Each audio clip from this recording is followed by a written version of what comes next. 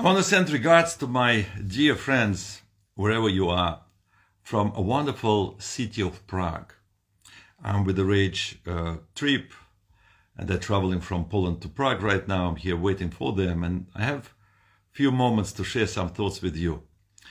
And an interesting question, when I say this word, mention the name of the city Prague, what do you think? What it resembles or reminds you about? Some people may say, oh, education. It was the first university, not just in Europe, in the entire world. So Prague is the center, historically, of education of the world. For the Jewish people, Prague definitely is a center of Jewish scholarship. Maharal from Prague, a very, very famous scholar, a Kabbalist of mystical thoughts, the founder of probably one of the most amazing school of thought. Maharal from Prague was here, lived here. So in a place where Maharal taught. And at the same time, for many Soviet people, Prague is a symbol of freedom. Because in 1968, then the communist government tried to kind of walk away a little bit from the rigid form of Soviet dictatorship. And they spoke about socialism with a human face. So the Soviet tanks provided an answer to the human face, trumping the attempt to free Czech people from basically Soviet occupation. So therefore, I think to combine these thoughts will be very appropriate for me to share with you an educated thought of Maharal from Prague about freedom.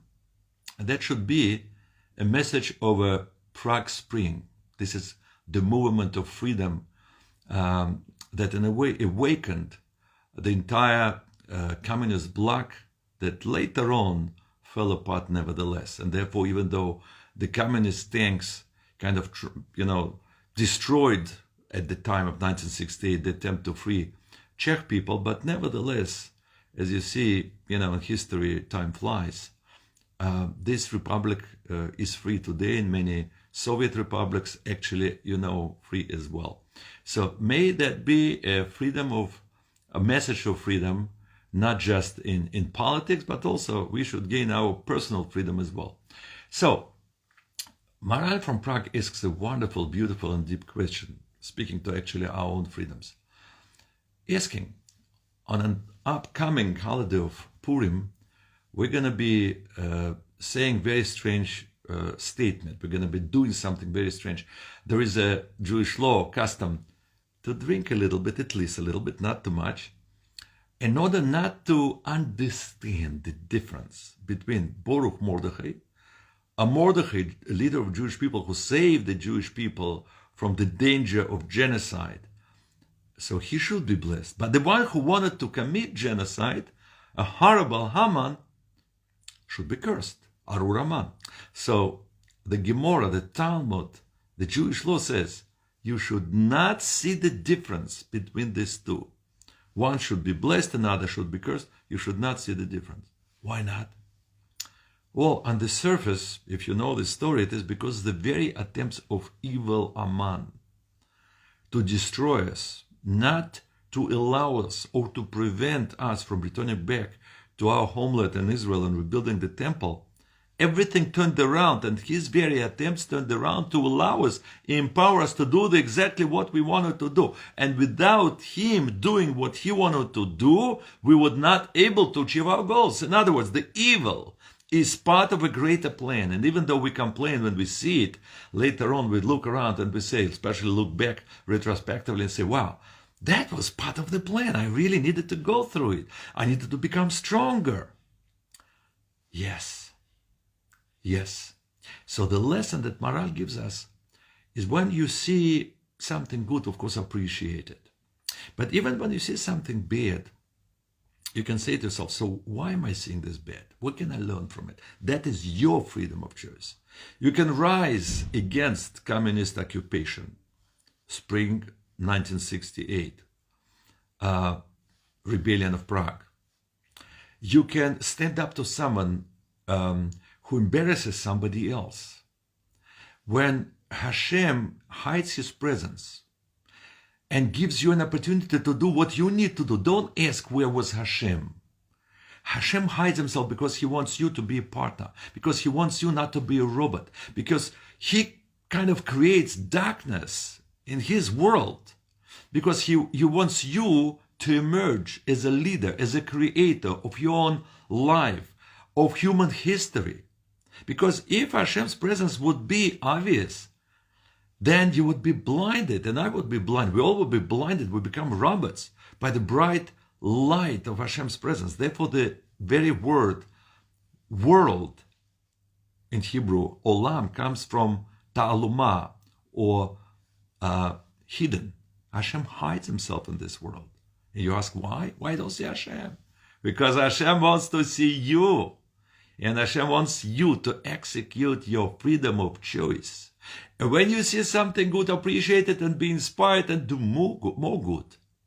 When you see evil, you should be inspired and courageous to stand up against it and fight. And when you do so, you will overcome darkness and you will create light. You will overcome dangers and create the eternity of the Jewish people. This is the holiday of Purim. You will stand up to slavery and overcome it, creating freedom. And this is the holiday of Pesach. You will overcome darkness and create light. And this is the holiday of Hanukkah. It's all about you, human being. It's all about you exercising your freedom of choice. It, by the way, provides us a very important insight, not only about what we need to do now and what we should do in the future. It also gives us a freedom of choice to reframe our past. Some people feel very bad about some traumas, some traumatic events, some painful memories when they were hurt. But if you look back and say to yourself, what did I learn from it? And you say to yourself, something that doesn't break us makes us stronger. If you made a mistake, so you made your homework, and you will not do it again. If someone hurt you, you learn sensitivity, what not to do to others. And when you felt pain, you know how others feel when they go through similar experiences. And for you, it's an opportunity to be more compassionate, to be more empathetic, and provide your support and help to these people moving forward. Some people go through illness, and they create organizations to help to ill people. Some people have difficulties in finding a shidduch, finding or creating a Jewish family. And what they do, they try to help others. So your response in creating light, freedom, and goodness to evil events, it is your opportunity, not only now and from now on moving forward, but also to say, everything that happened in my life, everything that I went through was part of the plan. I needed to become the person I am today. It made me stronger, more sensitive, a better person. And from now on, I know what I need to do in my life and how to be a free, kind, and dignified Jew. I want to thank you all for being with me today, sending you regards from a wonderful place in Prague, where Maral taught us the very ideas I shared with you. Thank you so much.